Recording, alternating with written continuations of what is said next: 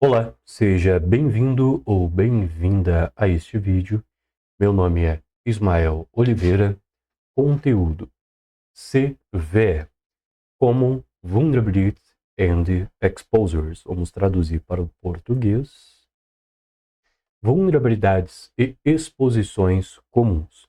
Observação: não ligue para o meu inglês. Aliás, eu sou bom em hacking, eu não sou bom em inglês, né?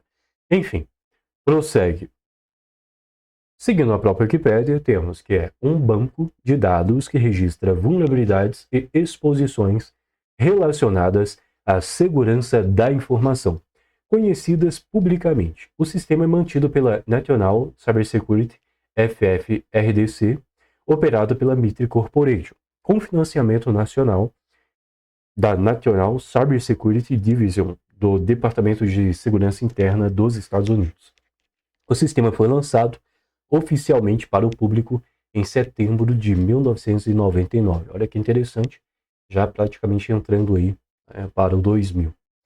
Ok, de maneira direta ao ponto, quando falamos de CVE, é um assunto um pouco técnico e para quem está começando, para quem está aprendendo agora, acaba ficando um pouco muito confuso, acaba ficando confuso esse negócio de CVE. Confesso para você que quando eu estava lá no início, quando eu estava começando, eu fiquei bem confuso com esse negócio, né? Eu não entendia muito bem o que era CVE. Portanto, esse vídeo tem como objetivo ajudar as pessoas que não compreendem muito bem o que é uma CVE. Né? O objetivo desse vídeo é para iniciantes. Ajudar os iniciantes a compreender este assunto. Ok, de maneira direta ao ponto, vamos pensar agora em sistemas. Sistemas, softwares, programas que têm versões. Este é o primeiro passo para que a gente possa compreender o que é uma CVE. Pensar em coisas que tenha versões. Por exemplo, temos o Android. Se você pesquisar, temos Android 5.0. Existe o Android 5.0. Também existe, se você pesquisar, o Android 6.0. Sim, também tem.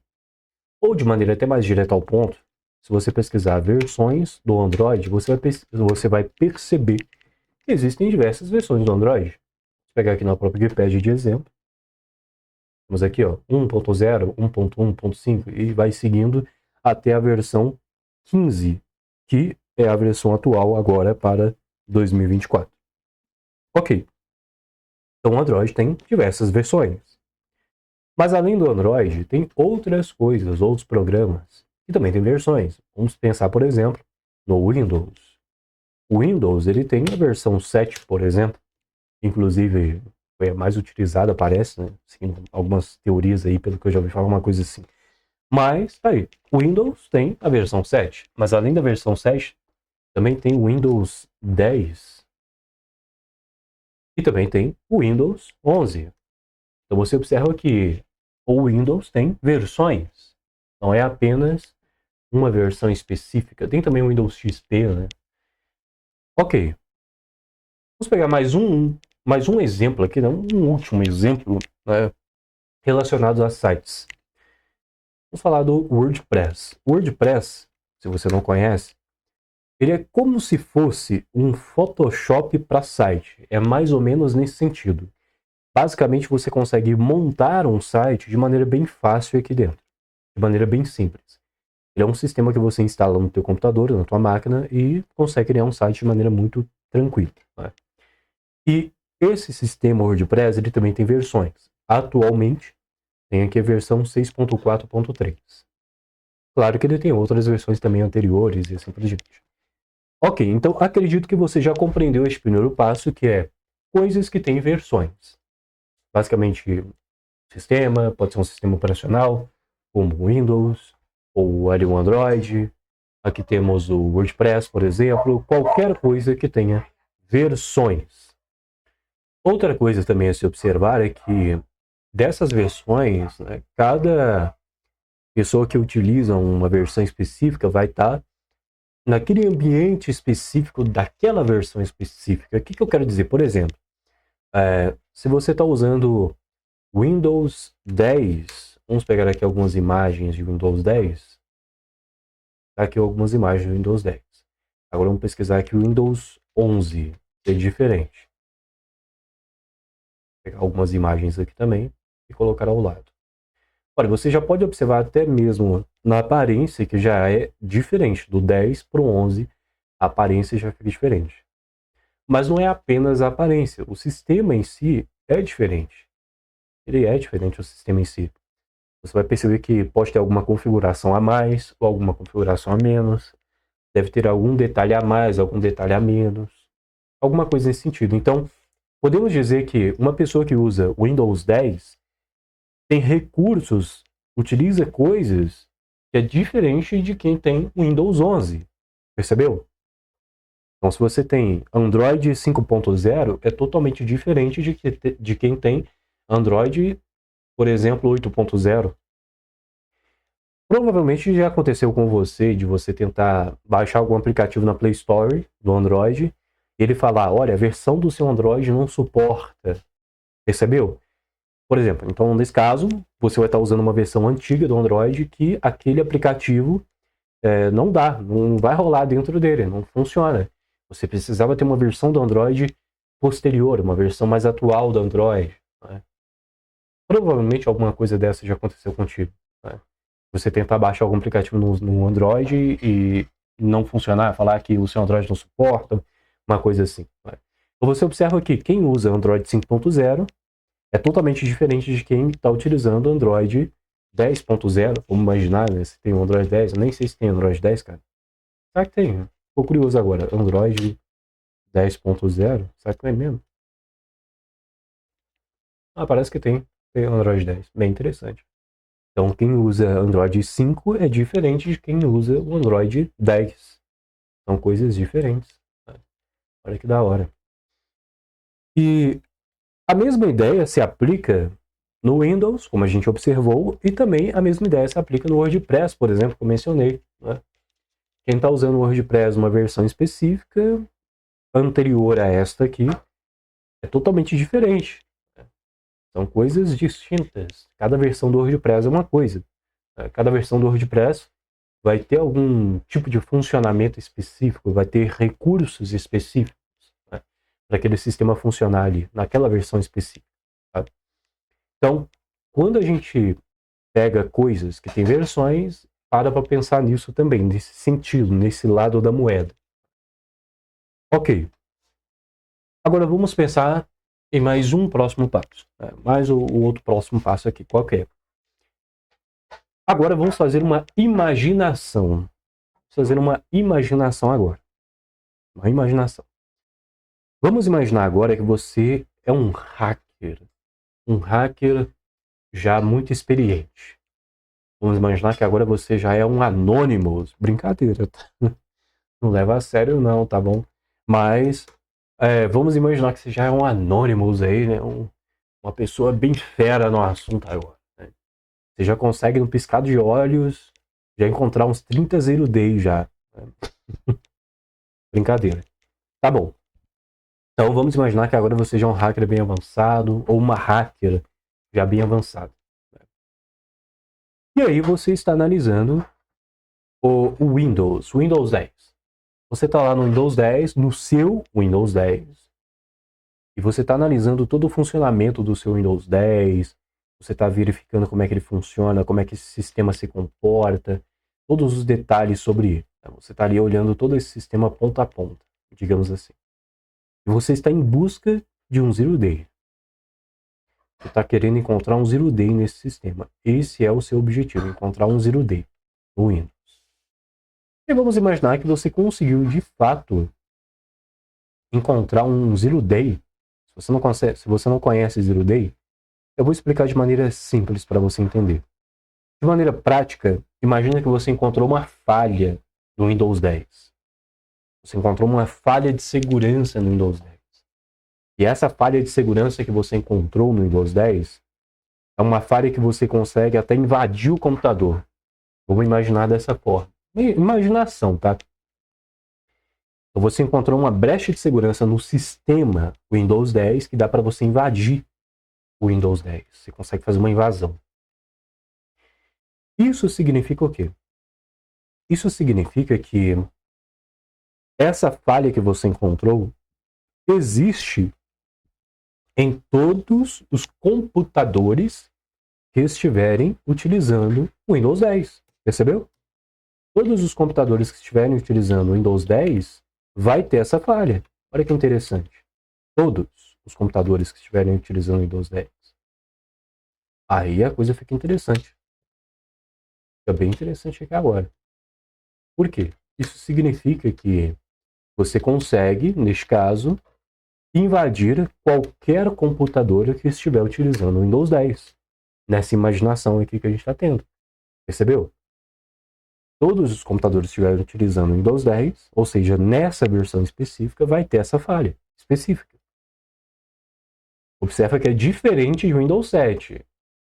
É diferente de Windows 11, mas no 10 é essa versão específica. Percebeu? Então vamos anotar isso aqui, ó. Imaginamos. Peraí, pra que eu estou escrevendo? Não tem sentido escrever esse negócio.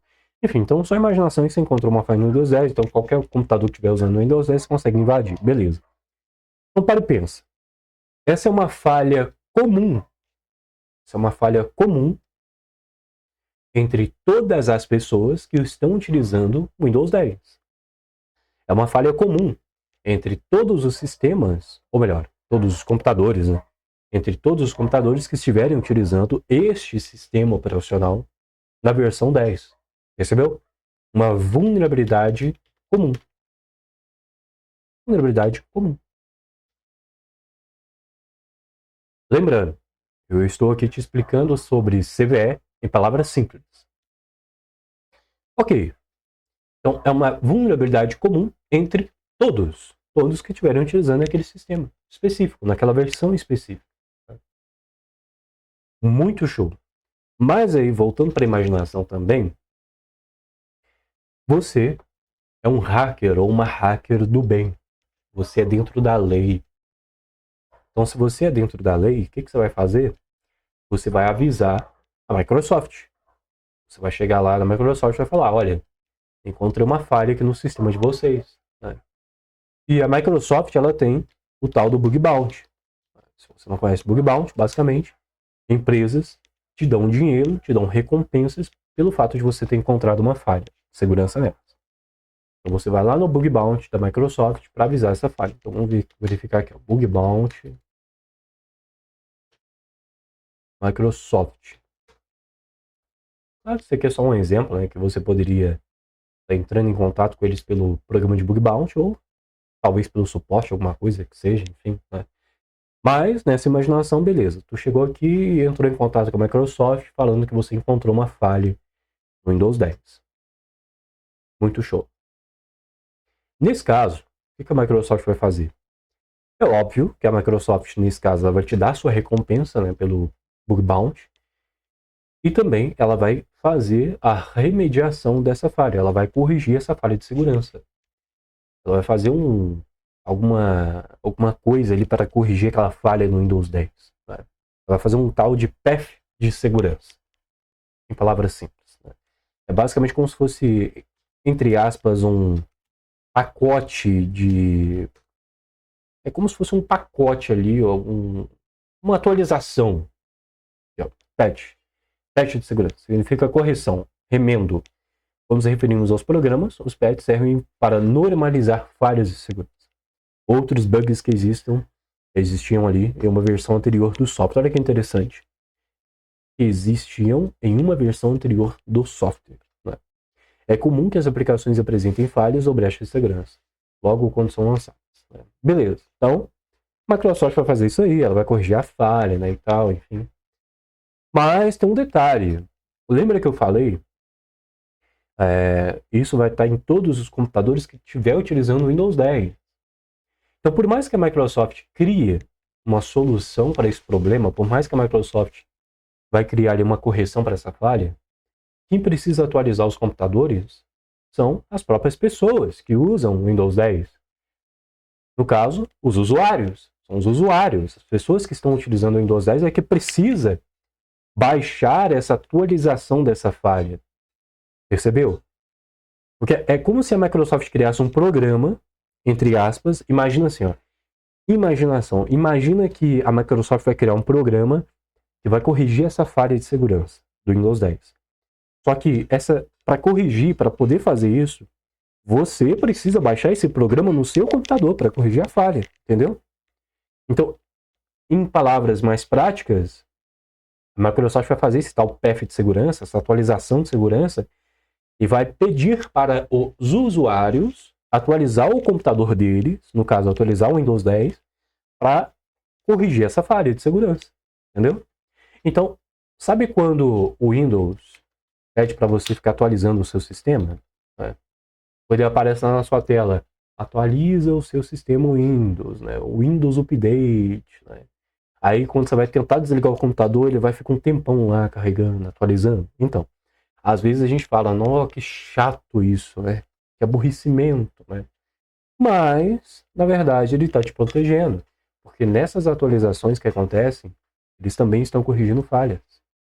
Eles estão solucionando todos os problemas que tem ali. Entendeu? É para isso que servem essas atualizações. Percebeu? Olha que interessante, né? Quando a gente vai aprofundando nos estudos, a gente vai entendendo cada ponto ali do funcionamento dos programas, dos sistemas, enfim. Então, nessas atualizações, corrigem essa falha. Ok. Mas, como eu disse, né? Tem que avisar os usuários. Avisar os usuários para eles poderem atualizar o computador deles. Para os usuários saber que tem essa falha de segurança. Os usuários precisam saber. Tem que ter uma transparência com os usuários, com as pessoas que usam o Windows 10. Tem que ser transparente com eles. Olha, tem uma falha no Windows, é por isso que a gente está te pedindo para você atualizar. E qual é o caminho para eles poderem, então, digamos que avisar os usuários, deixar assim, essa transparência com eles? É aí que vai entrar o lado da moeda exposto. Vulnerabilidades comuns e expostas. Exposto, exposição. Né? Da onde é que está vindo essa exposição, vamos dizer assim? Né? De maneira prática, a Microsoft, após ela...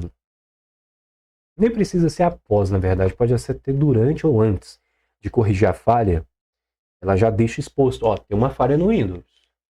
Ela já deixa exposto isso. Quando ela não corrigiu a falha ainda, quando ainda está antes de corrigir a falha, eles até falam, né? Ó, tem uma falha no Windows 10 no lugar tal. Só que eles não liberam muitos detalhes. Eles não falam todos os detalhes que tem. Mas ele já deixa avisado, ó, tem uma falha aí. Tem uma falha aí e a gente está trabalhando para corrigir essa falha. E depois que eles atualizam, aí que eles liberam os detalhes da falha. Na verdade, se eles quiserem. Se eles quiserem divulgar os detalhes da falha. Mas, geralmente divulga. Então, observa que isso fica exposto para as pessoas verem. Os usuários do Windows verem isso. Então é aí que entra esse negócio da CVE.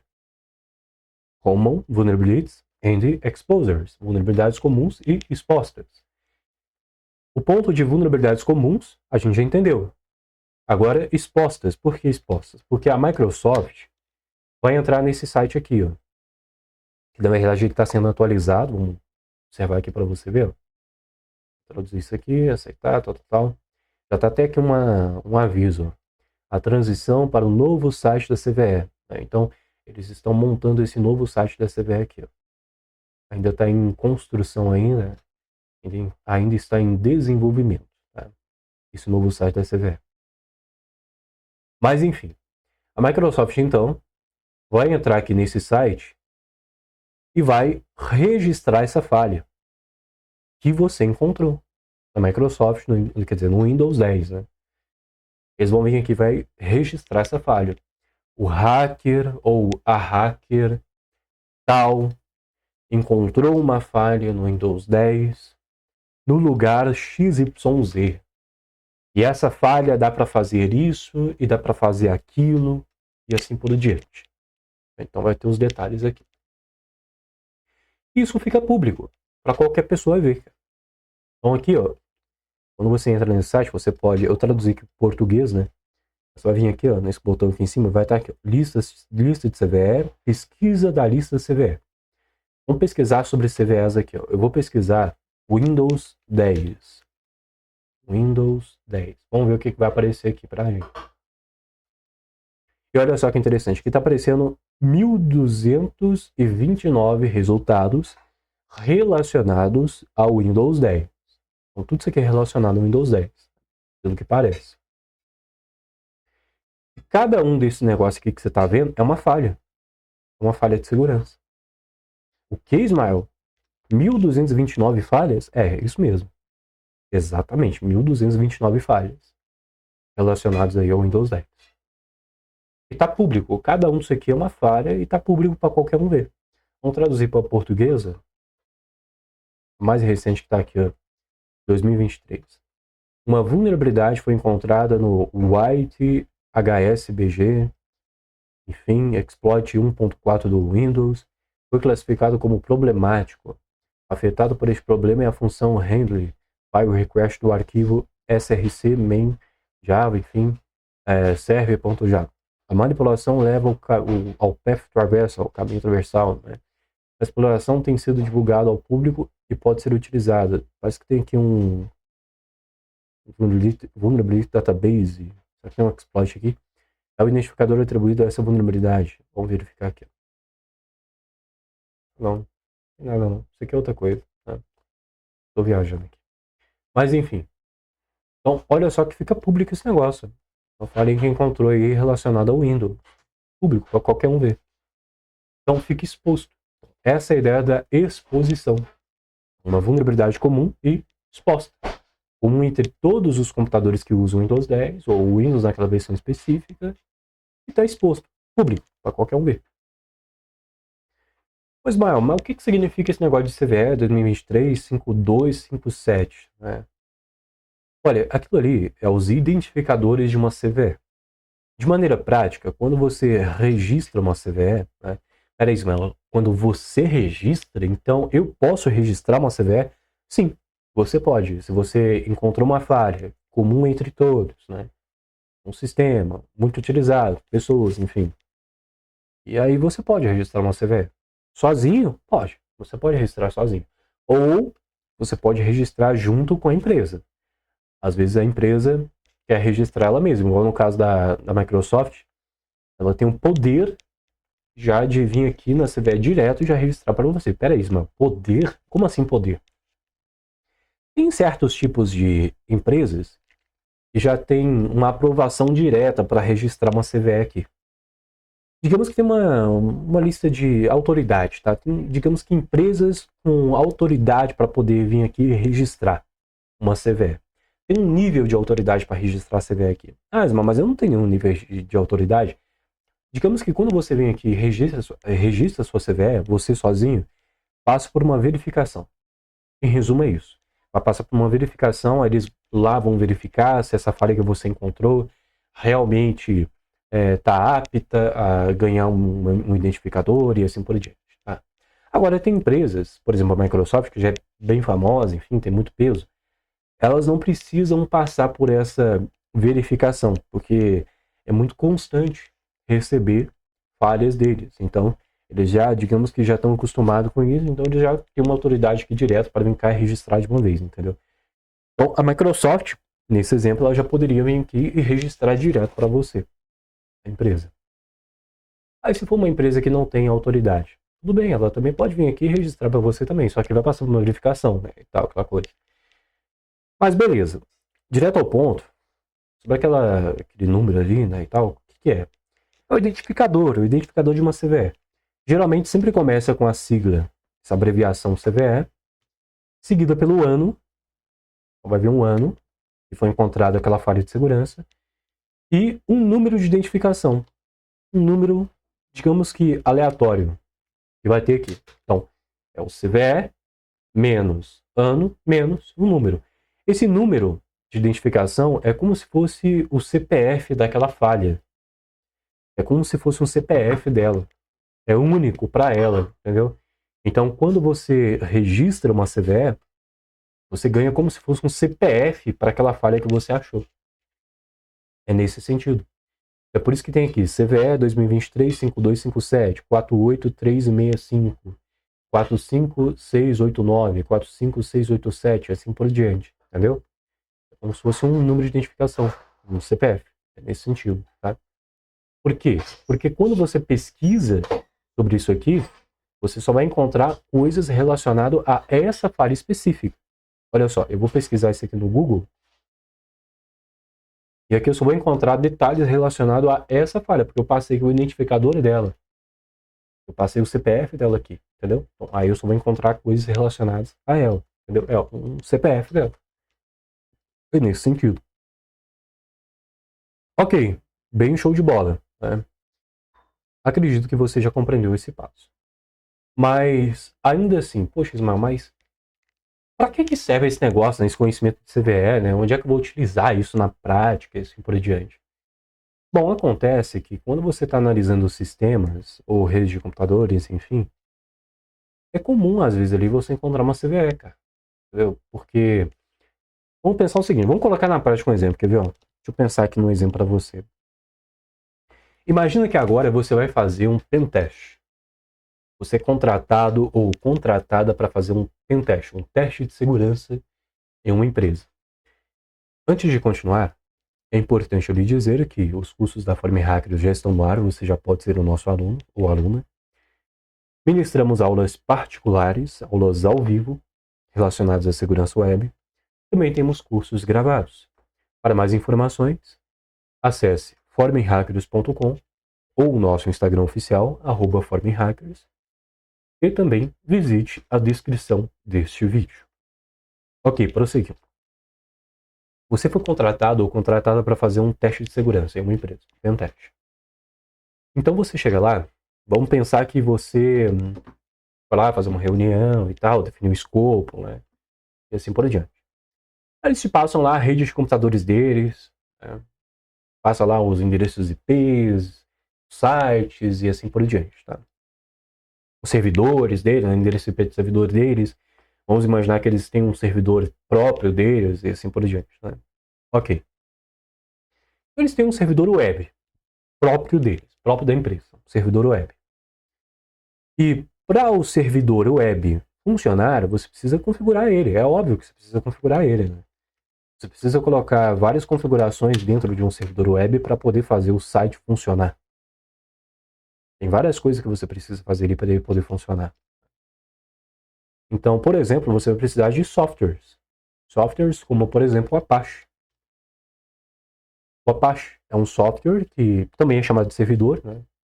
Mas ele é um software, um programa que vai fazer funcionar o HTTP e HTTPS do site. É ele que vai fazer funcionar esse negócio do HTTP e HTTPS.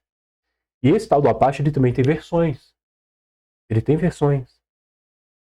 Olha que interessante. Ah, mas precisa ser só esse negócio de Apache? Não. Tem outros também no lugar do Apache, como por exemplo o Nginx. Tem também o Nginx. O Nginx é outro programa, outro software, que também faz a mesma coisa, também é relacionado ao HTTP e HTTPS dos sites. Não apenas isso, ele também é um load balancer, se for falar de maneira mais técnica, mas não vejo que isso é necessário agora, né? Mas ele também tem versões, né? Ok, show de bola. Então pode ter esse programa funcionando lá no servidor.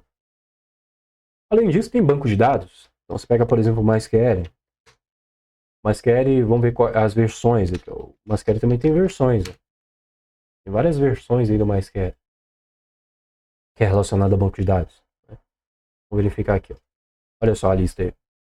Versão 5.1, 5.0, tal. Tá vendo? Tem versões também do MySQL. Atualmente, vamos verificar aqui. Tem uma versão 8. Aqui, ó, 8.0.36. Ok, então observa que ele tem versões. Banco de dados tem versões também. É um software que vai estar rodando lá no servidor. Vai ter uma porta aberta, 3306, que é a porta do MySQL.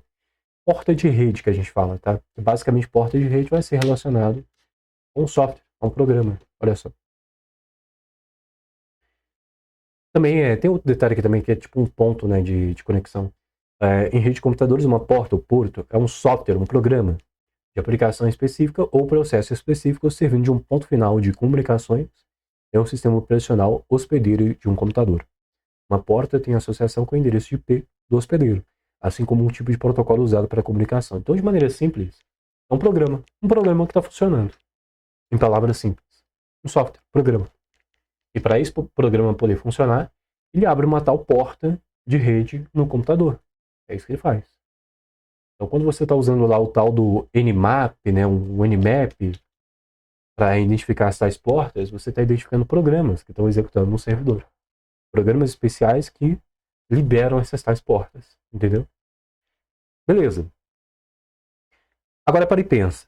Desses programas que estariam funcionando no servidor, vamos pensar também que eles estão lá utilizando o WordPress também, imaginação, né? Eles estão lá também usando o WordPress e assim por diante, tem versões também. Mas será que eles atualizaram as versões de todos esses programas, de todos esses sistemas? Será que eles atualizaram o WordPress? Será que eles atualizaram o Nginx, ou Apache, ou o MySQL? E se não tiverem atualizado? Talvez eles devem estar utilizando uma versão antiga do WordPress. Se estiver usando uma versão antiga do WordPress, quem sabe deve ter uma CVE do WordPress naquela versão específica que eles estão utilizando. Então, se a gente pesquisar aqui, por exemplo, sobre o WordPress, vamos verificar aqui. Meu Deus, tá complicado para me clicar aqui. Agora sim. Vamos pesquisar aqui, ó, WordPress. Carregando. Vamos aí o total de 8.245 vulnerabilidades relacionadas ao WordPress. Tem até uma recente aqui de 2024, ó, relacionada a cross-site scripting. Bem interessante. Então, olha que interessante. Então, e se eles estiverem utilizando uma versão antiga do WordPress? Claro, falar do WordPress também tem uns tais plugins do WordPress, mas isso é outra história. Então, usando uma versão antiga específica, talvez naquela versão específica que ele deve estar usando, tem uma falha, entendeu? Tem uma CVE. É para isso que vai ter utilidade você ter esse conhecimento de CVE. Percebeu? Então, é muito importante você fazer o tal do banner grabbing. Uma técnica que a gente usa. Banner grabbing. Então, vou pegar na própria Wikipedia. Não apenas o banner grabbing, mas vamos lá. Carregando. Aqui, ó. Banner grabbing. É uma técnica utilizada para se obter informações sobre um sistema de computador em uma rede e os serviços executados em suas portas abertas. Os administradores podem usar isso para fazer inventário dos sistemas e serviços em sua rede. No entanto, o intruso pode usar o banner grabbing a fim de encontrar a rede de hosts que estão executando versões de aplicativos e sistemas operacionais com exploits. Ou seja, versões específicas de algum software, de algum aplicativo, de alguma coisa que tem falha de segurança, que tem exploits públicos. Né? Esse é o tal do banner grabbing. Não é apenas banner grabbing, porque o banner grabbing, na verdade, está muito relacionado a portas, a redes de computadores. Mas você deve abranger isso. Tá? Por exemplo, é importante você identificar também tecnologias web. Deve estar utilizando aquele site. Né? Quer ver? Ó? Deixa eu tentar pensar num exemplo. Angular, por exemplo. O Angular. Pensa no Angular. Se você não conhece o Angular.js, em resumo prático, ele é uma tecnologia que tem JavaScript no meio. Ele é JavaScript, na verdade. Digamos que é uma outra forma de você programar em JavaScript, em palavras simples. E aí, esse negócio tem versão também. Tem versões do Angular. Né? E algumas versões do Angular podem ter falhas relacionadas a ele. Algum tipo de falha relacionada ao Angular numa versão específica dele. E isso não vai aparecer para você em uma porta de rede de computador. A versão do Angular não aparece para você numa porta de rede de computador, cara. Entendeu? Aí você vai ter que detectar de outra forma, de outra maneira. Não apenas o Angular, mas tem várias outras coisas também. Né? Tem também o Vue.js, que é mais ou menos a mesma coisa nesse sentido. Né? É uma outra forma de você programar também em JavaScript. Palavras simples para te explicar. Tecnicamente falando, são frameworks, em palavra mais técnica. Né? Beleza. Então, isso é importante você parar para pensar, né? Não é apenas em portas, em outros lugares também. Então, sair identificando tecnologias. Em palavras simples, tentar identificar todas as tecnologias que aquela empresa está utilizando e quais são as versões que está sendo utilizada naquele exato momento. Identificar as versões da tecnologia. E nessas identificações das versões, aí você verifica se naquela versão específica tem alguma falha de segurança. Que no caso seria uma CVE. Compreende? É nesse sentido. Portanto, acredito que agora ficou simples de você entender o que de fato é uma CVE. O que é essa tal de Common Vulnerability and Exposures, né? Vulnerabilidades comuns expostas.